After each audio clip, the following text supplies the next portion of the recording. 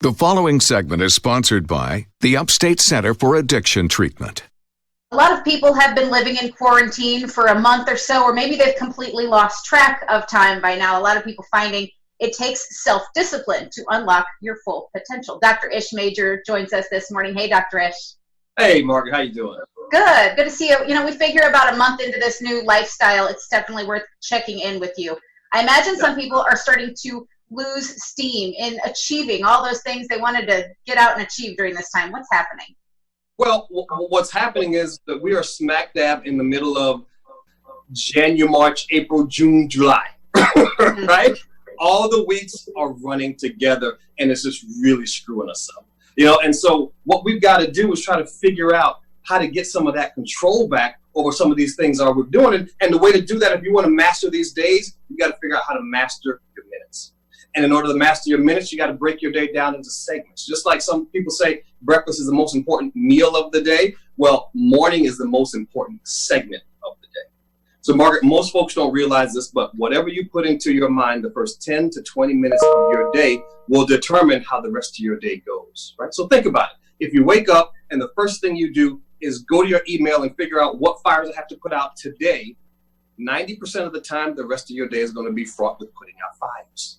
So for me, I use a little trick. I prime my brain. I prime my mind. The first thing I do when I wake up in the morning is I read something or either listen to something positive for the first 15 minutes without fail. There's a great book out. The next thing I do is make my bed, right? There's a great book out there by a retired Navy SEAL, Admiral McCraven. John Willingham, old CEO at the Carolina Center here in town, amazing psych hospital, gave it to us a few years ago. And it talks about making your bed before you leave that bedroom every morning, because by the time you step out into the world, you've already accomplished that one thing. And you train your brain to accomplish and receive more good things for that day. So the first segment, morning, if you can master that one, you got a good shot at having a good day. If you want to master your day, you master your mornings, get in that right mindset. Another tip you and I talked about is give yourself a W. You were just getting into that. We tend to be a little bit hard on ourselves, don't we?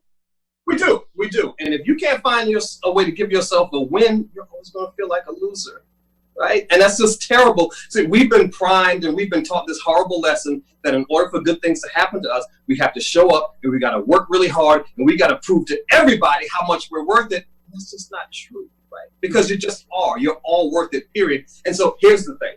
Nobody's all one thing, right? We're husbands, we're wives, we're partners, we're mothers and fathers, sisters, brothers, aunts, uncles, colleagues, best friend.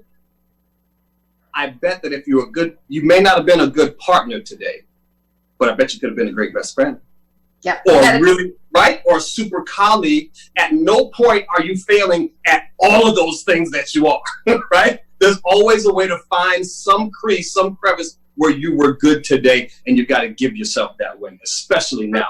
Remind yourself of that thing that you did pull off, because everybody's juggling. We all wish we could keep all the balls in the air, but it's just probably not possible. But to unlock our full potential, you say it really is about routine and self-discipline, right? It is. You got to break this thing down into blocks, right? And if you're trying to manage your life right now, you've really got to be managing it from segment to segment, right? You got a morning segment, you've got an afternoon segment, you've got an evening segment. At work, it's easy, but now we're on our own timetable. And so we've really got to be very mindful about how we're breaking this day down into blocks. And we've also got to keep our thoughts on the outcome, right? What is it I want to, what's the thing I need to achieve this morning, right? What's my outcome for this morning? What's my outcome for after lunch? What's my outcome for the evening? And if you kind of think of it in that way, then you can get used to that new routine of moving through that day smoothly. It helps a lot. And finally, at the end of the day, you say it's perfectly acceptable to spike that ball, celebrate that win, right?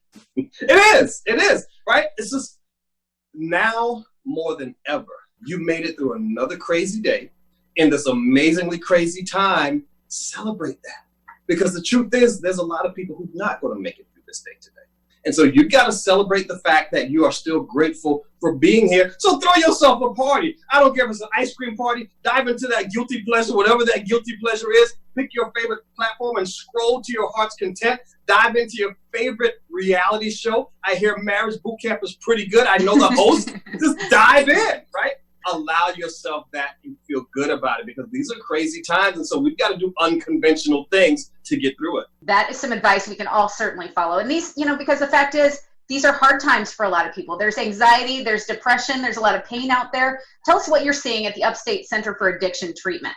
Yeah, that's a good question, Mark. So just like no one person is all one thing, no one of our patients has just one thing wrong, right? So our patients, we treat opiate addiction and we treat their pain, because that's how they got started on the pain pills in the first place, because 80% of our people had legitimate pain. They got a legitimate prescription from their doctor to treat that pain.